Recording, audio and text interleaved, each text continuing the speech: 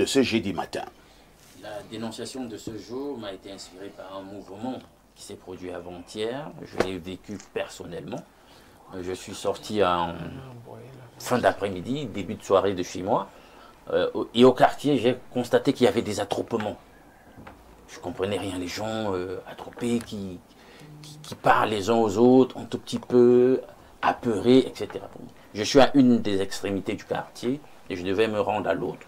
Alors je prends le taxi et je constate que le long de la route, il y a vraiment ces attroupements le long du quartier sur le trajet. Finalement, j'arrive à destination et c'est encore plus dense là-bas. Qu'est-ce qui se passe? Déjà dans le taxi, je posais déjà la question à une dame. Elle semblait perdre ses moyens. Elle essayait d'expliquer qu'il y avait, je ne sais pas moi, quelle alerte, etc. Et puisqu'on était là avec un autre passager, on ne comprenait pas, on essayait de lui dire, mais cette peur-là a l'air irrationnelle. Nous, on est en train de circuler, on ne voit pas quel est le problème. Elle n'arrivait pas à s'expliquer. Le taximan lui-même nous dit non, il faut laisser tomber cette histoire, n'en parlons pas, etc. Finalement, je descends et j'ai interrogé quelques personnes que je connais au niveau de l'autre extrémité du quartier, au niveau du marché Elidjoa, pour savoir un tout petit peu ce qui était en train de se passer. On me dit non, il y a un mouvement qui a été créé à l'intérieur du marché. Quelqu'un a dit qu'il y avait des renégats là qui étaient en train d'arriver, qui allaient tout saquer, tout casser. Et puis, vous imaginez, ça a créé un mouvement au marché et des femmes d'âge, etc., qui pouvaient se blesser en voulant fuir. Là, non, des gens qui devaient essayer de rapidement fermer leurs échoppes, leurs boutiques, remballer les choses sur les étals, etc. Ça a créé un tel mouvement qui m'a vraiment déplu. Donc, je ne sais pas qui a voulu créer cette psychose avant-hier. C'est cela que je veux dénoncer ce matin. On aurait pu assister à des accidents vasculaires cérébraux, à des grands-mères qui vendent au marché, qui tombent par-ci, par-là, qui ont des fractures, qui se blessent, etc. Il y a énormément d'activités économiques en raison de cette fausse alerte qui a été lancée, qui se sont immédiatement, là, en début de soirée et fin d'après-midi, arrêtées. Hein, c'est des pertes économiques, etc. Donc, j'ai vraiment pas aimé ça et c'est ce que je tenais à dénoncer en ce matin. Merci. Hein. On va passer la parole d'abord au révérend docteur Efala. Docteur, au moment où le Cameroun va être sérieux, au moment où le Cameroun traverse quelques moments de turbulence, est-ce que c'est également le moment indiqué pour certains plaisantins à venir comme cela s'amuser au niveau de la place publique? Est-ce qu'il n'y a pas de risque à venir jouer au Tintin au moment où nous voulons être sérieux? Justement, parfait. Je commencerai à dire qu'en réalité, ce n'est pas des plaisantins. C'est des gens qui épousent la même logique et la même vision. C'est-à-dire que ce n'est pas de manière anodine que cela est fait. Ils le font à dessein, c'est pour créer la psychose, comme le disait Alain. C'est-à-dire que mettre la peur, la panique même à la limite. Et du coup, les gens sont dans un état de guerre même avant la guerre. Tout à fait. C'est-à-dire que c'est un peu l'objectif, déstabiliser moralement, psychologiquement les populations. Et du coup, ceux qui sont fragiles, ceux qui ont peur, certains, j'ai vu des gens déménager dans mon quartier, aller dans les villages. C'est-à-dire que tu ne sais pas pourquoi ils le font. Tu vois que tu constates que le voisin a déménagé. Oui. Il va déjà au village. L'autre jour, j'étais à Konolinga. Et quand il fallait que je rentre, on appelle que Nkwaban est à fait à 100. Donc que je dorme. J'ai dit, moi je ne dors pas.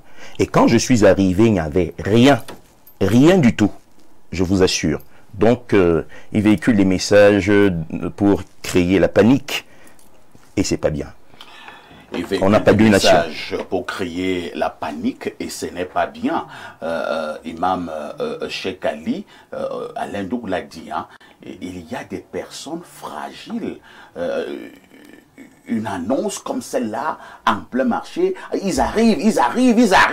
Les gens commencent à courir dans tous les sens. Les mamans qui vendent dans les marchés ici, il y a des handicapés. Les gens tombent à gauche et à droite. Quelqu'un peut avoir un AVC, et ainsi de suite. Votre commentaire? Vous savez, dans le Saint-Coran, Allah nous dit, permettez-moi,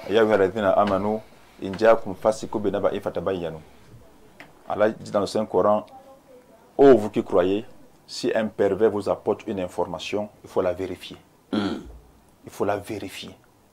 Le musulman, ce n'est pas celui qui se verse dans la calomnie, dans la propagation des messages faux. C'est-à-dire qu'il faut vérifier l'authenticité du message. Et quand ce message-là peut causer des troubles, tout à fait, il faut s'abstenir de le distribuer. Si ce n'est pas bon. Oui, oui, c'est ça, parce qu'il y a ça. Parce que l'islam a interdit la fitna. La fitna, c'est quoi? C'est le trouble. Le trouble. Parce que les conséquences du trouble sont très néfastes, très négatives. La preuve, c'est que nous vivons aujourd'hui. L'islam interdit le trouble. Même s'il y a des difficultés, l'islam nous demande de nous retourner vers notre Seigneur. Allah dit, n'est-ce pas Allah qui est le meilleur des juges?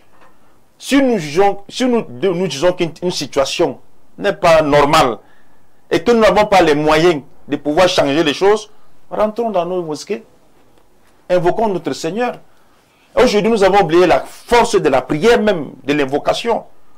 Et le prophète Mohammed dit que le doigt, l'invocation, c'est l'arme du croyant. C'est l'arme du croyant. Il n'y a pas meilleur juste que Allah. Il n'y a pas meilleur juste que notre Seigneur. Lorsque Dieu établit sa justice, on ne peut rien dire. C'est pour ça que dans l'islam, si vous avez un proverbe musulman, il vous dit, je te remets entre les mains de Dieu. C'est mieux que lui. Parce que quand il remet entre les mains de Dieu, c'est compliqué. Parce que lorsque Dieu juge, il juge avec justice, avec droiture. On ne peut pas se faire justice avec exactitude. Mais lorsqu'on remet tous nos problèmes, toutes nos difficultés, parce que Dieu est le Dieu de ceux qui souffrent. Il est le Dieu des opprimés, il est le Dieu des faibles, il est le Dieu des pauvres. Il est le Dieu des orphelins, il est le Dieu des veuves. Des veuves. Lorsque vous êtes opprimé, vous vous sentez opprimé, ne désespérez pas de la miséricorde de votre Seigneur. Levez les mains. C'est pour ça que dans le Coran, Allah nous dit dans le Saint-Coran, celui qui s'éloigne de notre rappel, celui qui s'éloigne de Dieu, nous allons lui faire mener une vie de gêne. Une vie de gêne. Il faut que les gens apprennent à placer leur confiance en leur Seigneur et à croire qu'il est capable d'agir. Et de la meilleure façon. On va jeter. Donc c'est ça qu'il est question. C'est comme pour dire que aujourd'hui tous ceux qui sont des lanceurs d'alerte, des faux messages, dans l'objectif de créer le trouble, le désordre, faisons très attention. Parce que ce que nous vivons actuellement là, comme je le disais, c'est pas bon pour l'avenir de notre pays. Nous passons la parole à Monseigneur Ella. Monseigneur Ella, quel est le message que vous pouvez passer à ceux qui ont certainement un agenda caché, parce que le révérend Efala le disait tout à l'heure, que non, ce ne sont pas des plaisantins. Ils savent exactement ce qu'ils sont en train de faire. Ils veulent créer une espèce de psychose au sein de la population et certainement pour des conséquences néfastes. Quel est le message que vous pouvez envoyer à ceux-là qui veulent absolument créer de la peur, de la psychose au sein de la population? Je vais d'abord envoyer le message aux gens qui me suivent en leur disant de retourner en arrière et de regarder leur entourage et de faire très attention, parce que la plupart des manipulateurs, ça fait partie même du sujet du jour aujourd'hui, puisque la manipulation et le cynisme font partie des initiations de la franc-maçonnerie. Et tous les manipulateurs qui pratiquent le cynisme sont en train de se lancer pour mettre le pays en sang. Et ceux qui acceptent dans cette manipulation, je dis vraiment qu'ils sortent de ce trou, parce qu'ils sont en train d'être manipulés par des gourous qui veulent voler des énergies d'une autre manière de verser le sang. Donc, il est temps que les gens se débarrassent et on en dira plus des précautions pendant le déroulement de l'émission. Merci, hein, Monseigneur Ella. Toth, quel est le regard que vous posez sur ces situations? Il y a, je pense, 2 jours, j'étais du côté d'Olezo. Quelqu'un m'appelle et me dit, tu es où? Je dis, ben, il y a quel souci? Parce que bon, moi, je suis un vrai Camerounais. Hein. Je ne réponds pas habituellement à la question. Nous ne répondons que ce ne sont pas des questions. Et tu es où? Tu es où? Je dis, ben, il y a quel souci? Il y a quel problème? Il me dit, ben, j'ai dit, tu es où? Il dit, bon, ici, on les voit. Il me dit, bon, parce que, fais attention, hein, parce que Mvon bien préfère, ils sont déjà au niveau de Mvon Atanambala. J'ai dit, ils sont là, c'est qui? Il me dit que j'ai dit qu'ils sont déjà au niveau de Mvon Atanambala. Donc, il faut rapidement partir là, comme tu dis que tu as les là. Donc, j'avoue quand même que je suis resté comme ça. Bon, parce que, mine de rien, quand même, tu vois, la distance au les Mvon Atanambala, c'est moins d'un kilomètre, hein. C'est moins d'1 kilomètre. Effectivement, je me suis mis au balcon de là où j'étais. J'ai quand même regardé, j'ai lancé quelques 2-3 coups de fil aux hommes de la sécurité pour voir ce qu'il en est. Bon, les gars m'ont rassuré qu'il n'y a rien. Il n'y a rien. Entre-temps, je vois déjà les gens qui montaient sur des motos, qui couraient, ainsi de suite, ainsi de suite. Que faut-il faire pour mettre un terme à cette mascarade? Oui, mais la mascarade commence d'abord par les autorités publiques, qui elles-mêmes sont héritières des rites initiatiques de la franc-maçonnerie, comme le frère venait de le dire tout à l'heure. Parce que cette manipulation et cette mascarade commencent même aussi sur certains plateaux de télé. On dit les Bamileke sont ceci, les Étones sont des bêtis, sont ceci, les moutons du Nord, des expressions, des panels, des plateaux de télé. Des expressions péjoratives. Inacceptables. Inacceptables. Et généralement, ce sont des gens qui se disent des intellectuels, qui entretiennent ce type. Et comme le peuple récupère, les gens commencent à se battre dans les quartiers que si je vois un Bami passer devant moi, si je vois un Béti passer devant moi, si je vois un nordiste, etc., etc. Et tout simplement parce que c'est la logique de diviser pour mieux régner. La manipulation commence par l'élite politique et intellectuelle.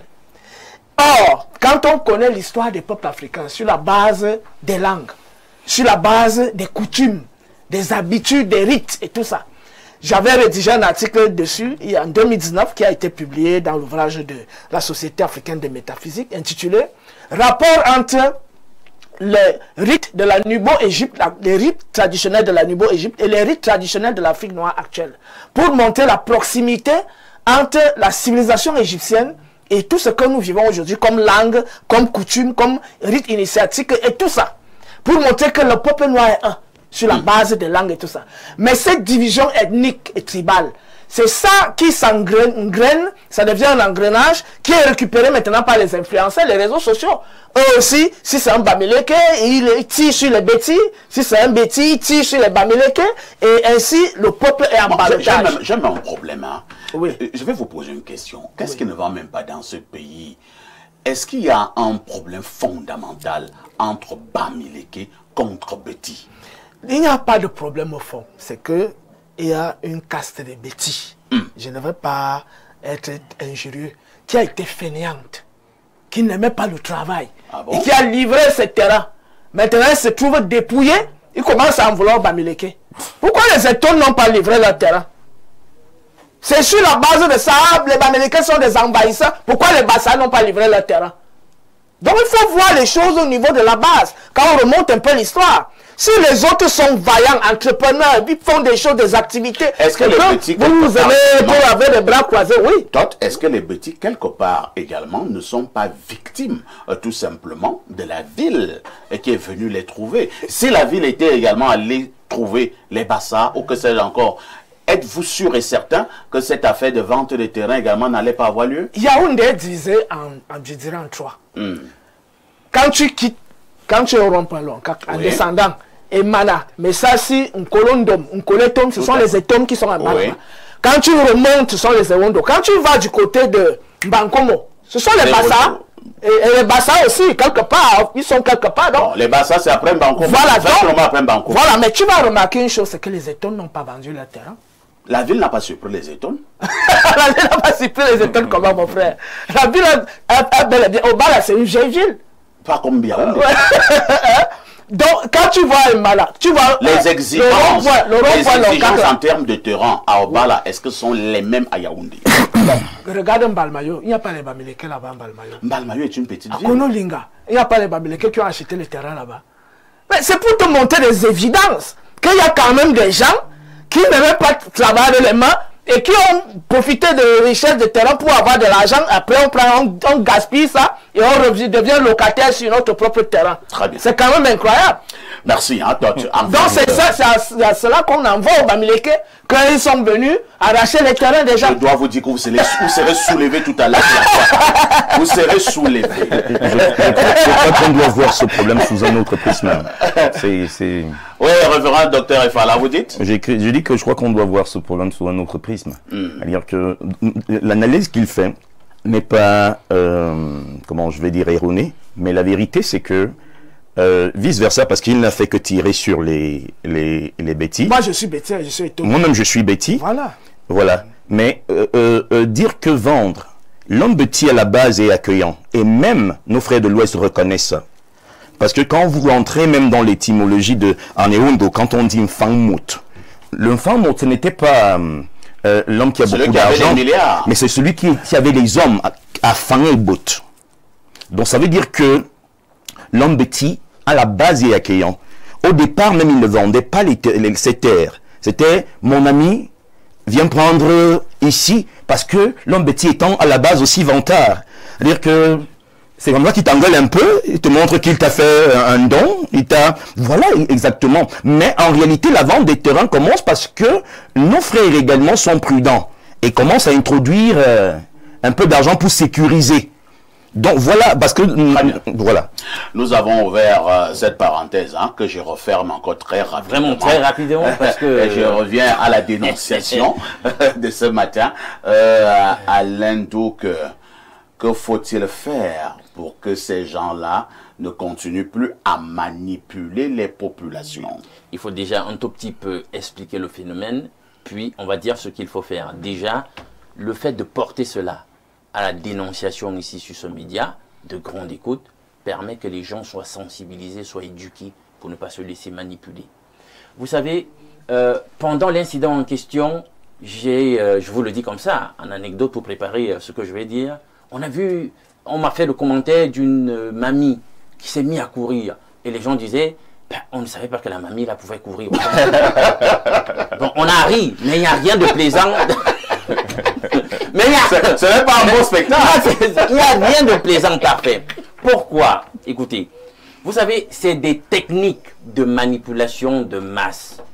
Et ça m'a heurté parce que je sais quelle est la place qu'occupe la peur en réalité dans la manipulation. La manipulation politique et même la manipulation de belligérance, donc de guerre. Parce que la plupart du temps dans la communication autour de la guerre elle-même, avant même qu'on ne commence à tirer le premier coup de feu, quand vous allez voir les technocrates du sujet, on doit procéder par une préparation de la guerre qui en elle-même est le prélude, le prologue de la guerre, par une propagande vraiment marquée, destinée à communiquer de la peur à ceux qu'on veut assaillir. Et justement, j'ai l'impression que ces gens étaient dans cette dynamique. Il y a quelque chose de fort qui se prépare et on prépare le terrain justement en distillant la peur. Vous savez pourquoi politiquement on instrumentalise la peur? Parce qu'il faut le dire ici sur ce média. Ceux qui instrumentalisent le plus la peur, c'est les politiques à travers le monde. Machiavel même d'ailleurs le dit. Alors, avec la peur, l'homme perd ses moyens. Et si vous perdez vos moyens, vous n'arrivez plus à raisonner, vous perdez vos facultés en raison de cette émotion négative, vous êtes le plus manipulable possible. Et c'est pour cela que les politiques, la plupart du temps, recourent excessivement à la peur. Et la peur, c'est une émotion négative. J'ai bien dit cela. Pourquoi? Parce que justement, ça modifie votre structure vibratoire. Ça tombe bien comme nous sommes à jeudi spiritualité. Tout à fait. Et la modification de votre structure vibratoire, donc, fait que même sur le plan même, finalement, de la santé somatique, donc on quitte même la sphère mentale, spirituelle, il y aura des répercussions même sur votre santé somatique, le corps, d'AVC, voilà. Par exemple. AVC, vous savez qu'il est établi un lien direct aujourd'hui, même dans la médecine conventionnelle, entre le stress et l'ulcère d'estomac, par exemple. Donc, il y a tout ça. Donc, il faut faire très attention et être toujours en état de vigilance mentale. Fort heureusement, j'ai quand même remarqué, il faut le dire, que même au cours de la fausse alerte, il y a quand même des gardes d'un corps spécial de la gendarmerie qui immédiatement, quelques minutes après, voilà, ils ont fait un tour pour vérifier et se sont rendus compte qu'effectivement c'était une fausse alerte, etc. Et puis finalement le calme est revenu par la suite. Donc n'essayons pas de manipuler la plupart du temps ce que nous sommes destinés en réalité à sauver. Donc prenons ça pour dit et changeons notre façon de mener les choses. Lorsque vous l'avez dit, nous allons rapidement au niveau de notre messagerie qui explose comme d'habitude.